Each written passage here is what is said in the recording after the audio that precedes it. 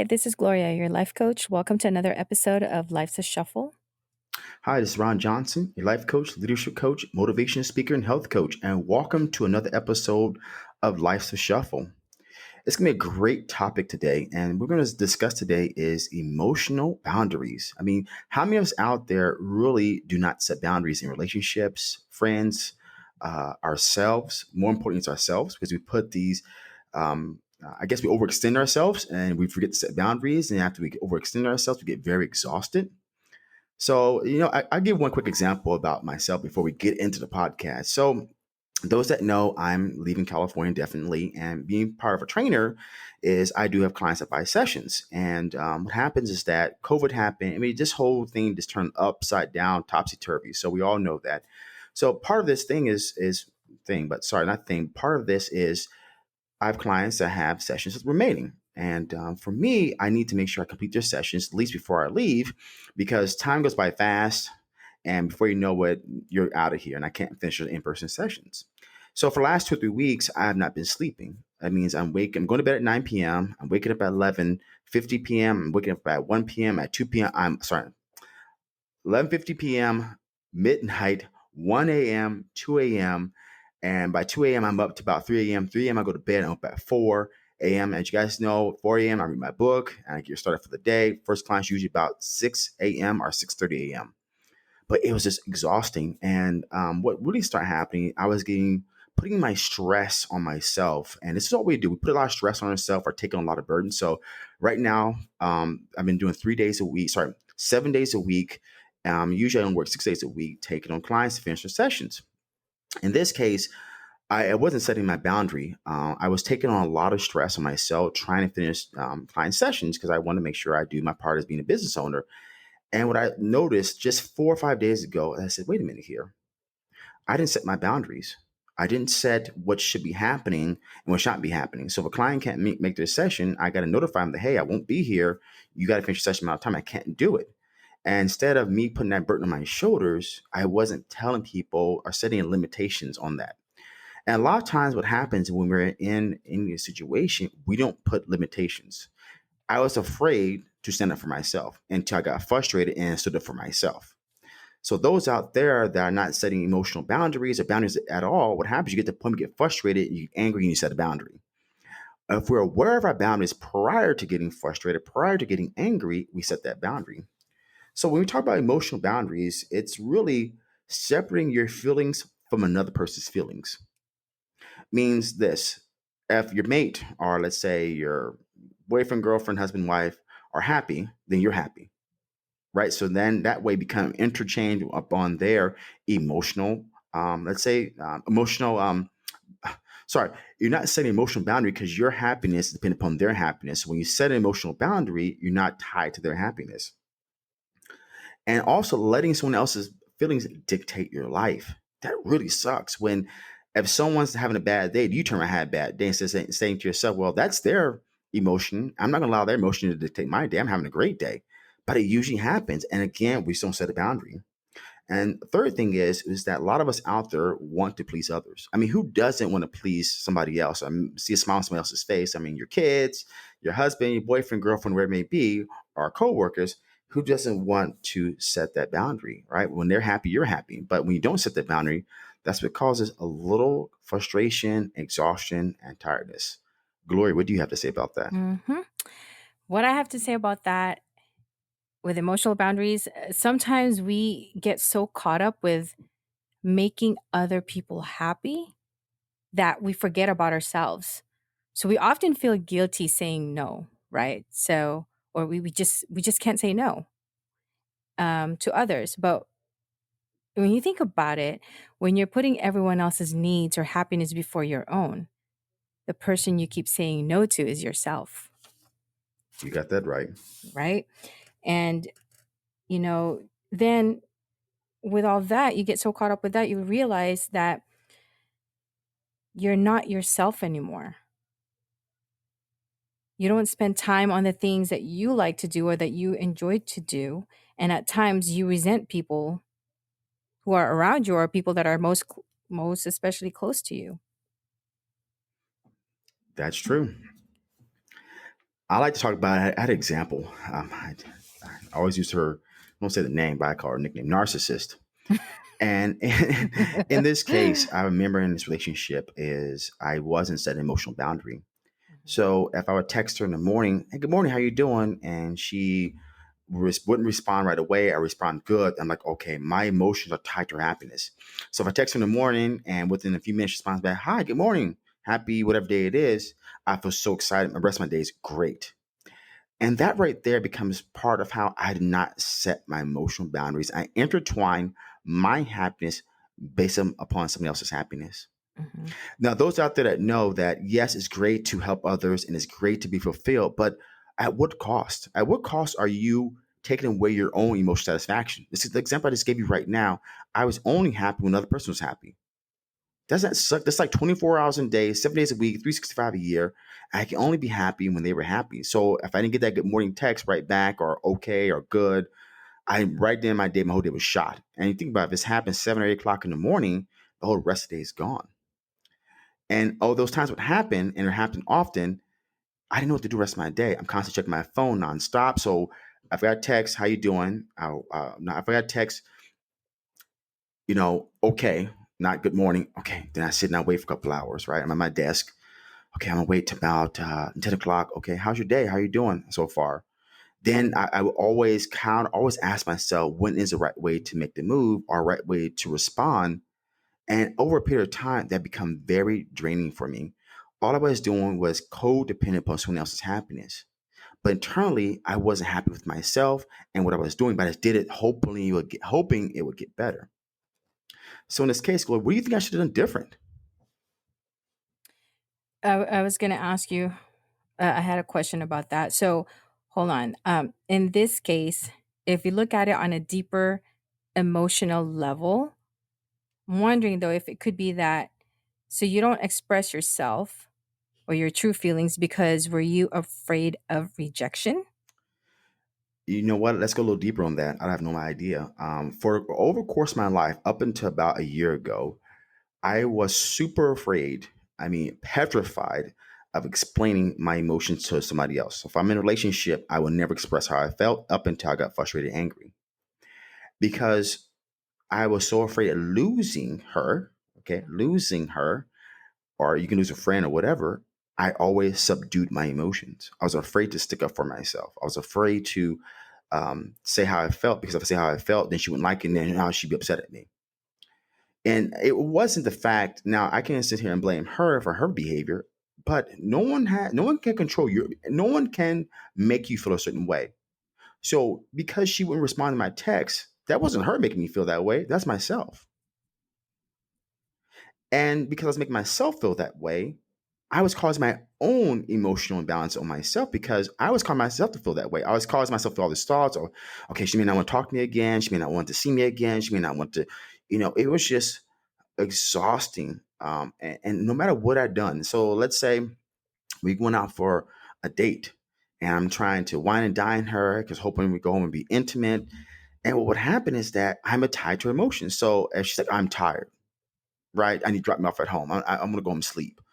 I was then be overcome with anxiety and all these thoughts in my mind, creating all these feelings of rejection because I was so close. I was so wanting to make another person want me.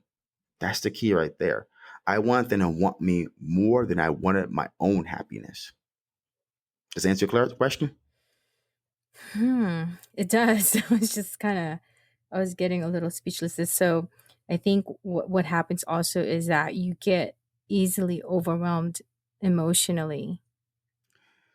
It's not about being overwhelmed emotionally. What it boils down to is a factor of this, and I did that myself for so many years. Is I once you say all of us have been through a relationship, and we'll use a relationship as an example, emotional boundaries, because sometimes relationships we don't set emotional boundaries, and that's part of our life.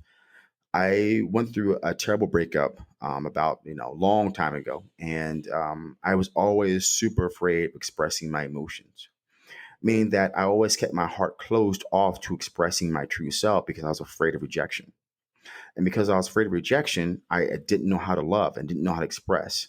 Because the fear was if I expressed my love or expressed who I was, I'd be rejected. Vice versa would happen. if I express too much love. I remember I would go out to dating and I meet a girl, and I'm first thing I'm doing, if I really liked her a lot, I was kind of in touch with her, she's pretty or whatever. I'm sending flowers. I'm doing everything I can to woo them to make sure they know I'm the guy. I'm the guy you need to be choosing. And at the end of the day, if it wasn't reciprocated, meaning they weren't showing me the same kind of affection I was showing them, I would automatically go into protection mode for myself because I'm afraid of getting hurt because I became emotionally tied to them.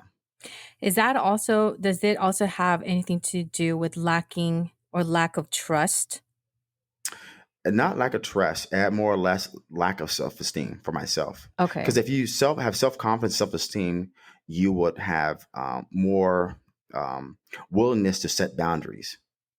You have more willingness to stick up for yourself. But when you don't have a self esteem, confidence, and you're kind of leaning on someone else to either show you what you're lacking, right? If we're in a relationship with somebody, usually we're lacking some kind of let's say emotional bond, and we're seeking that emotional bond, and that's what starts happening. This as I didn't set the boundaries I wanted because I lacked the self confidence and self esteem I need to become in that relationship with. So humans are funny. They're worse than animals. So when someone knows you like them a lot, you're into them, Mhm. subconsciously they take advantage of you. Mhm. So she had the ability to say what she wanted to me whenever she wanted to because I'll keep coming back to her, Yeah. and that could be friendship too. Yeah, it's with anything. Oh, that's totally 100%. You know, you're 100% in control of your actions. But just because you're in control doesn't mean you're aligning your actions with your needs. Um No, like you talk about setting boundaries or emotional boundaries with just anybody. I mean, I can, on that part I can totally relate. I have, with my family, and I have different group of friends, and I remember just at one point it was always for me was making everybody happy, making time for everybody. I could not say no to anyone. To I don't know how I did it, it was doing I was, I'd never say no. Like, let's say to my mom. My mom relies and depends on me on a lot of stuff. And some of my family relies on me on putting the family together, or let's say if we want to have a get together or dinner for somebody's birthday, it's like everybody comes to me like, can you contact so and so or everybody, and we'll set a time, but I'm the one contacting everybody. Why me? I'm not sure. But and then there's also other friends I have around, because I have different group of friends at one point in my life, which now I really don't. Um it was always, one group I can't say no, the other group I can't say no. So I'm always everywhere making everyone happy because they want me to be around or they want me to be there. They want me to do certain things with them or go out with them. And it was, for me, even if I didn't feel like it, I felt guilty saying no. I feel bad saying no. Even if my body's telling me, no, don't, you're tired, you need to rest, or you don't have time for that, but I made the time for it. Um, I made sure that I made every event or every occasions, whatever it is with some of my friends, I'm just always there. I'm always present to a point where a lot of them knows that I'm reliable and I'm always going to be there.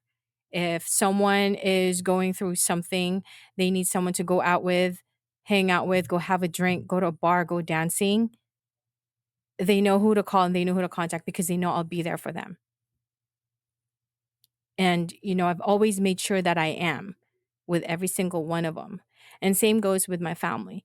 But I think I've gotten to a point in my life, which is just in the last couple of years, just this last couple of years, I've made some adjustments and I've made some changes, because there was a time where I felt that I think I kind of ran out of energy at one point. It was hell yeah. it was draining. And when going through the IPIC training that we went through, and I've learned so much about myself, and I think some of the questions I've had been answered. I've made some changes in my life, and some of those changes was not being friends with a lot of the people that I thought I was friends with. I'm not saying that I've completely eliminated them out of my life. I'm just not there anymore as much as I used to be. So if I see them somewhere, if I see them, I still have them on social media. We're still friends on social media. We're cool, but I don't hang out with them as much as I used to. And that's when I was saying was I think I've said this in the past that some of them had came up to me and says, "You're antisocial." And I said, "No, I'm not antisocial. I just have a different perspective in life now." There's two things here when I listen to that. I remember we took that ELI assessment, and your energy level four is very high, so you get pleasure off helping other people. Yes. But Yeah. also the drawback to that one is you get suffer. You try to overextend yourself too much, and at Mhm. the end of the day, you're exhausted. You're tired, no matter what. Yep. And also, sometimes if you overextend yourself, is that they don't do the same thing in return. And it's funny now when you have a change. First thing people want to say is label you as something. Oh, you're different. What does Mhm. that mean to you? I You know what? I didn't know how to answer that, and I didn't know how to take it at first in the beginning when I first heard that, and they have told me that, and I've also heard it from others that that others have talked about me about being that way, where I just stopped showing up, I just stopped being in contact with them, and I stopped staying in contact.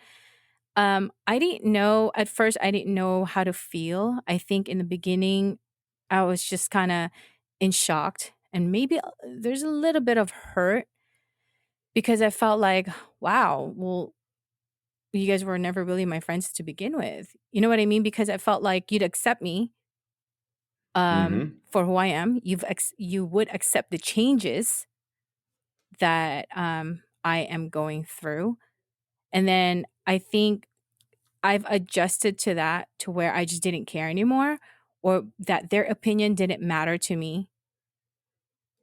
Nice. I don't know how I did it, but I just did it, but it was a process. I know that I think a lot of them have gotten the point and they just stopped inviting me, which I was fine with, I was okay with. And now I just have, I have a handful of friends who I know, um, and I'm okay with that because I know these are the people that actually I've been friends with for a long time and that stuck with me through ups and downs, through thick and thin, and who is supporting me and looking at the changes that I'm going through, but they know that the Gloria that they've once met before is still there, even though I have, or I am still going through the changes in my life, or even though that I have a different perspective in life now. But at the same time, they know they're learning something from me. I have to laugh to myself is that the moment that you don't fit someone else's criteria, the first thing you do is label you as something. They The always moment they do. think, and label me as what? Because I've changed? No, maybe I have more awareness to myself, or maybe you brought awareness to me. Now I'm doing things I want to do in my life. Because as we go through this journey, and I was on the phone with my mom the other day. Mom calls me. We talk on the phone at least 3 times a week, if not more or less. And sometimes it's very infuriating when I know my mom could do much better for herself. Mhm. But then again, I keep telling myself, Ron, look, your mom is 70, and being 70 does not mean you're dead. Okay. This idea of, and I'm getting off subject, but the idea of you're 7 years old and you should be slowing down, you should be retirement, that's total BS. Okay. As long as you're still alive in this world, you got good health, you're in good spirits, you could do whatever you want. I mean, 10 years ago, I saw this old lady, they were talking about, she's like 80 years old, jumping out of a plane for skydiving, first time in her life. Oh, So while wow. you're alive, you can do whatever you want in this world. But when we start, in my mom's case, I just need to get over the fact that she can't do better than what she's able to do. Like I know she can do better, but until she sees it, can't do better.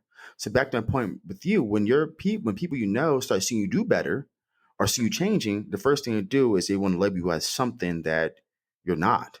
Or instead of using a simple, "Hey, Gloria, I'm curious, something's changed about you." you might kind of ask what's up. Something's different, and open. What then there happens is it opens up this glorious, abundant, happy, collaborative dialogue about things. And but when you fail to set your emotional boundary for yourself, and people are used to using you to be, hey, Gloria, it's Saturday. I know it's 10 o'clock p.m. and can you come hang out? You're like, yeah, come hang out. But then it's not being reciprocated. And that's what becomes more suffering is that when you text them to hang out, oh, I'm tired, or I'm busy, or I'm sick, or I got things coming up, or you have this event plan with them, a month in advance, right? Mhm. And the month in advance comes, and they're like, "Hey, well, 2 weeks from there, date, you still coming? Yeah, yeah, yeah, still coming. Yeah. Oh, actually, I can't. Something came up, somebody's birthday party. Well, didn't we discuss this about a month ago? Oh, I can't miss it. It's like, okay, again, becomes emotionally draining because you had this happiness set aside to have fun with these people, and they don't come there, Mhm. And and that's why. that's yeah, go ahead. Go ahead. No, No, go. you go ahead. No, I was just gonna say that's the frustrating part about that. Yeah. And that's where you say to yourself, man, I got to start cutting off boat anchors. Boat anchors is my metaphor for saying, if you had a boat anchor tied to your waist and they're very heavy, and someone drop you in the middle of the ocean, you're going to sink, right?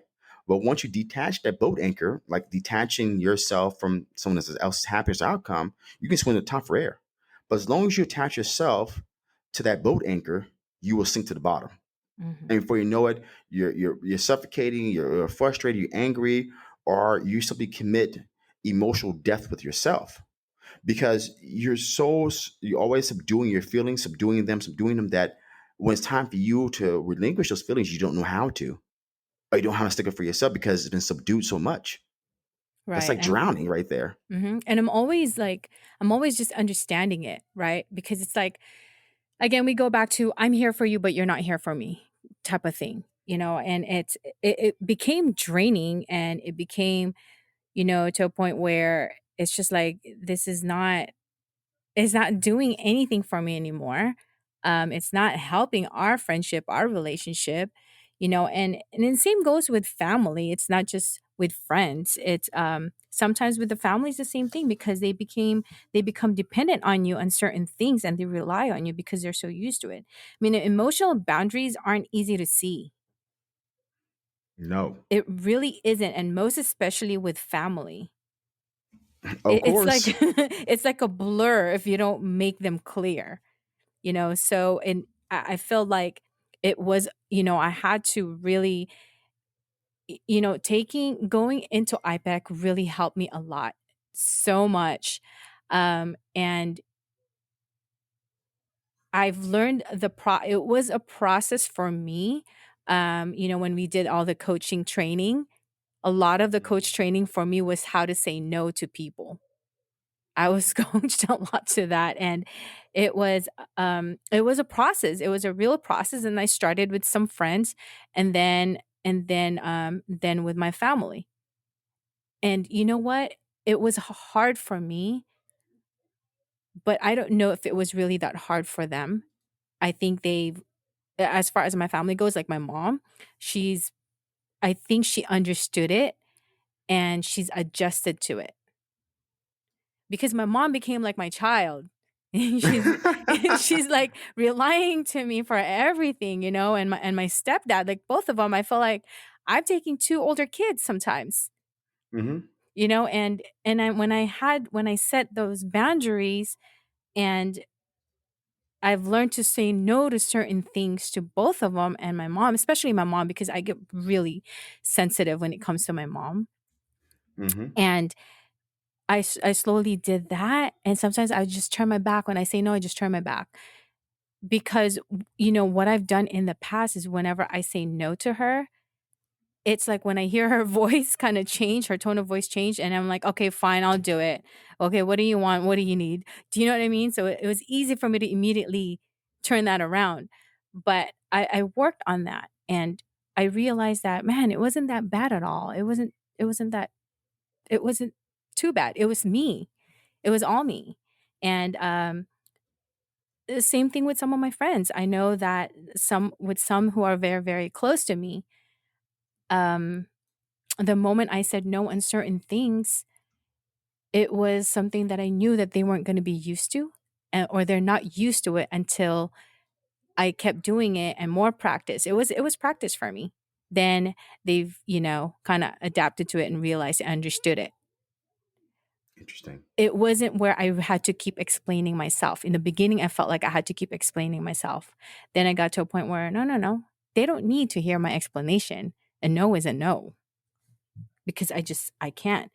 But, let me tell you though, with all that, the changes and all that process,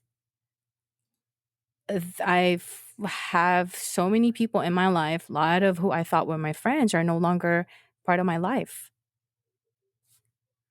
And Interesting. yeah, and I have one that I became really, really close to. This was kind of hard a little bit because um I've I think I've gotten close to him, who I thought he was my friend at one point, but maybe he really wasn't, because we had, it was different when we're together and playing volleyball, but outside we're not really friends, because outside and after volleyball, that was it. Right. So for him, for the longest time, this guy, I had a hardest time saying no. Every time he'd contact me, every time he'd want to go somewhere, go play volleyball, go hang out, I'm always saying yes. And even after volleyball, it's always saying yes. I could not say no. Did you want his friendship that bad? No, I didn't, and that was the thing, is there was something about it, like, why couldn't I just say no to this guy? And the thing is, he depended on me so much that I felt like I had another kid that I'm taking care of, that I'm walking through every step of the way of whatever it is in his life, and he would rely on me to do a lot of things that he says would be for both of us, but it's really, most of it is benefiting him, because I'm doing most of the work, but he's not. You know what? This person, I've experienced one like this, and what I call them is a friend of convenience. Yeah. Mhm. But I felt like I was taking advantage of. And I knew that and I felt that, but I still couldn't say no. So I had to work on, again, saying no to this guy. It was a process, and when I did, it was like, "Oh, okay." That was the response I got in the beginning. But you know what? I Let me tell you, when I started setting all these emotional boundaries and these boundaries with, a lot of the people around me, because I've always been that type of person that would never say no because I couldn't. I felt lighter and I felt better. I was just about to ask you. So after you start setting these boundaries, because we discussed this before, especially in IPAC, there you had a high level four. Level four energy out there of people. That means she gets happiness off of helping others happy. Mhm. But the drawback is you prove more suffering for yourself. So obviously, when you made this person happier, you at the time you felt happy, but at the end of the day, over time, you felt, wait a minute here, this is not being reciprocated. That's what really happens. You wake up and like, wait a minute here. I'm doing all the work. I'm putting in all the effort. Then when I ask this person or him to hang out, it's like, what the heck? You're not coming through, dude. What's up? Oh, well, here comes the laundry list of excuses that why not instead of just, yeah, I will, or I can't, or whatever. And it's like super flaky. But when you are able to um, realize this is happening and say, hey, I want to set a boundary that I'm going to take care of myself first, because always make myself available for you, no matter what time of the day. At the end of the day, I'm the one suffering, not you. So I got to take care of myself first, because I don't, because you're only one glory, right? So you only have one person. So if you got to distribute your self care to yourself first, the other people that are important in your life, and you got this one person coming in taking a piece of the pie, there's something left for you. Mhm. And it was crazy. I remember even feeling like I wish I had a clone. I wish I could be in, like, how many different places all at one time. Hmm. And I mean, don't forget, I have kids too. I have kids that I need to take care To of depend and upon, yeah. make happy too. So I had to really make a lot of choices. But you know, I I realized I had to take care of myself and be kind to myself. Hmm. What I've also learned throughout what I've also learned all about that was time management. Oh my god, I've figured out how to make time for everybody. Work, that, when we were doing IPEC, volleyball, just it was just everything. I mean, I did, I learned something from it. But Isn't that great? it is. And again, it's saying no to others. I think it's what I've realized, most especially for me. I'm speaking for myself because of, from my own experience, is the most, I think, powerful form of self care. Heck yeah. Heck yeah. When you're talking about this person, it came to mind, Hmm. and that's why I use the word friend of convenience. So I had this friend, and her actually, I don't think it was a friend, but it was this. We met when I was 25, so we kind of hooked up or whatever, dated, and so after that, I ended up getting back with my ex girlfriend. Then somehow she texts me, and my ex girlfriend's jealous because she knows my behavior. She calls a girl and comes around with just friends, whatever. And obviously, that time the girl I was dating, we fell out. They became friends, and I think what happens at that relationship fell out. So every now and then she's texting me, "Hey, how you doing? Great. How you doing? Great. How's this person doing?" I mean, the one I used to date. Hmm. And I was like, I don't know. I've talked to her like 5 years or 4 years or 6 months, whatever it's been. Oh, okay. I'm just checking to see how she's doing. Why don't you contact her yourself? So about a year ago in April, I get a I was so upset when I got this, but I didn't know IPEC yet, and I was just hiring my new coach. I didn't know how to adjust. I didn't know how to adjust my emotions, but anger, right? So in this part, out the blue, I'm on vacation. I get a text. Hi, this is I can't say the person's name, Hmm. and she's like, "Oh, you remember back before you used to be Mr. Player? You remember this girl named Ajali? And remember you tried to have us hook up?" I was, I got the text out the blue. I mean, just out the blue. And at the time, I responded back, "That's like, you know, 10 years ago, 15 years ago. Why are you bothering about that?" "Oh, I just came to mind right now." So you have that much time to think about something happened 15 years ago that doesn't affect your life today? So my coach showed me this. He says, next time that happens to you, and I can explain that I was very furious about this person, right? And she's like, "Oh, wish you best of luck," because I didn't send a nice message. He says, next time it happens, you just respond back, "Oh, you know what? I'm not that person anymore. I was going through a tough time at that age, and I'm not that person anymore. I apologize if I have any harm in you. I wish you best of luck." Send a message. Because since then, this person hasn't contacted me at all. But it's just funny out the blue. That's what I call friend of convenience. So she contacted me Hmm. when it was convenient for her, when she needed something from me, or asked a question about somebody else. Never heard how you doing, how's life, happy birthday, nothing. And that's what I mean by setting emotional boundaries, right? In this case, I got furious because out the blue, she just sent me a text. If I set the boundary a long time ago that, hey, look, if you want to contact me, ask me how I'm doing, that's great. But if you ask me about somebody else, you shouldn't contact them. And right then, if I said that, I set a boundary, I never heard a message from them again.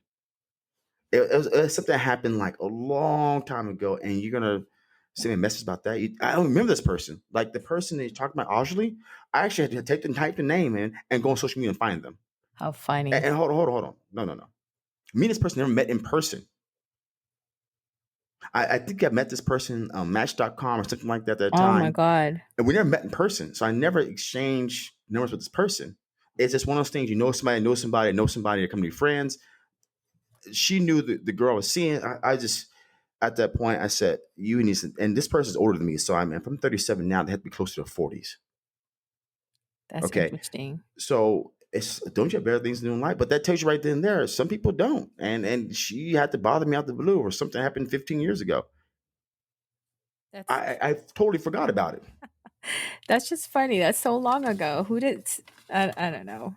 It's not like during the whole time we've been made good friends and we made Right. in contact. No, friend of convenience. You don't contact me what's convenient for them. That's why I call it friend of convenience. Yeah. Yeah. I know. That's what I have. I think I learned that from you. I Or think friend you're of the one that, convenience. yeah, I think you're the one that told me that one time, and I think I was telling you a story about somebody.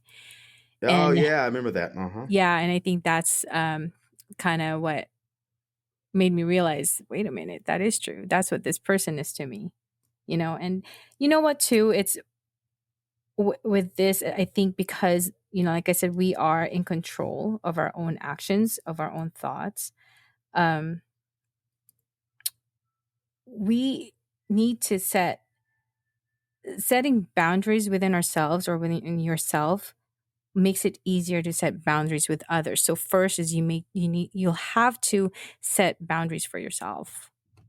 Hmm. And when you do, I believe that when once you do, then it'll make it easier for you to set boundaries with others. It does.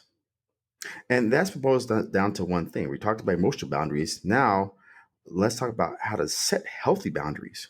Mhm. So, the way we always set healthy boundaries is knowing what our limits are. See, if you don't know, it's like I like to use examples. It's like a fishing pole, right? If you only put a 200-yard strand of string on a fishing pole and it goes 100, 500 yards, it's going to snap, right? That's just the bottom line. And Mhm. what happens if we don't set limitations and up front, regardless of our fears, regardless of how the person may, because when we think about what the person may react, it's our own self thinking how they react about something. So if we only think about not what they're going to react or think, only think about our limitations and limits, then we can adjust. So we set our limits and say, we're not going to tolerate this. This is not acceptable in our life, and know when to cut losses. So, because if you don't set the limitations on yourself, see, you can be like you talked about Gloria earlier, you're just going, and everybody's getting a piece of the pie. Because if everybody keeps taking a piece of pie of Gloria, there's no piece left for her.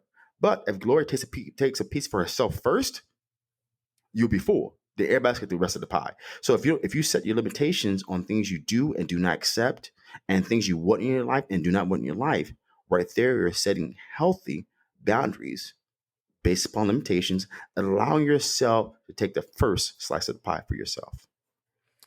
So I would think that the only thing I'm thinking right now is when the problem is you, then the solution is you. Correct. See, think about it. Yeah. You're frustrated about something and you didn't set your boundaries. The person doesn't know what your boundaries are. So the problem is you didn't set boundaries, and the problem is you didn't stick up for yourself when the boundaries were crossed. So you are thus the cause and the solution to the problem. Right. Think about that for a second. You are the cause and the solution for the problem. That's awesome. I mean, it may not be in that way, but that's pretty cool. No, I that could, is. And that's very powerful right there. uh-huh. So in my case, when I was dating the narcissist, if I didn't set healthy boundaries, what I will and will not tolerate it, she'll keep pulling at me and pulling at me and pulling at me until there's nothing left for myself. But if I set healthy boundaries from day one, and but had enough confidence to stick to my healthy boundaries, because you can set boundaries, but if you don't stick to them, what's going to happen? They keep getting not met, and they keep getting used. But when you Right. set them, regardless of what you think that person may feel or react, you're taking care of yourself first. See, the whole point of this is not about setting boundaries, but self care. Mhm. You Because if you don't put set boundaries, how do you expect to take care of anybody else if you don't set boundaries on yourself? right. So you put yourself first. So setting expectations with your own thoughts gives you the power to take back ownership of your own energy. You Hmm. take care of yourself first. Of course. So you got to remember that you really are, like I said in the beginning, you really are in control of the way you feel. Yes, you are. So guess who's got your back? Myself, me, myself, and I. Yes, you got your back. Oh yeah, I know. Because if I don't have my back, who will? Even though those that believe in faith, like myself, God has your back, but God needs to know you have your back first too. God's not going to help someone that doesn't help themselves. Yeah, yeah. So you always got to think about that. Hmm. You know what? Too, what I've realized with this setting boundaries and the process that I went through is that the people who really care about you, they want you to do the things you enjoy, just because you enjoy them, Hmm. and they will They be do. right behind you and support you and don't judge you. If they're your true friends that care about you, they'll care about listening how you feel. If they're not your true friend or don't have your best interests, then they're not really caring about you. They just care about themselves. So it's like, all of us have had that drinking buddy, right? They only go out and drink, want to go out when when they know you're going to pay, and they Mm-hmm. know that they can go out when you have a great time, but then that you never hear from them. Again, friend of convenience. Yeah. Mm-hmm. That's true. So that's the biggest thing there is knowing what you want. See, what we sum it up here is a bottom line is knowing what you want and what you will not tolerate, and what is in line with your personal happiness and what's in line with your self care and your self confidence. Because if you know those things, you'll be able to set your limitations. You'll be able to say no.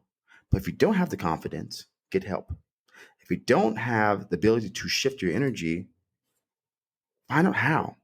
Right? There's coaches out there, there's therapists out there, there's people out there that can help you. Because a lot of time you turn to friends and friends have an opinion about something. With a coach, with a therapist, a psychologist, they have no opinion about something. They just take what it is in front of them, right, wrong, or indifferent, what is in front of them, and And ask the questions. that goes with some family members too, Yep, not just friends. Yeah. family members too. 'Cause family members can see you every way but loose. Right. So again, guys, thank you for listening to another episode of Life's a Shuffle. Hope you learn how to set healthy boundaries. What are your emotional boundaries? So that way you have energy for yourself always. Self healing and self care, it should be number one on your list. So, again, this is Ron Johnson, your life coach, leadership coach, motivational speaker, and health coach. And, make a commitment to put your own needs, feelings, and your goals first. Protect your time. Don't overcommit, like a lot of us do, and we forget. And then get some space. We all need space. We all need our own time. And honor what is important to you by putting yourself first. Care about yourself. And again, this is Gloria, your life coach. Thank you for tuning in to another episode of Life's a Shuffle.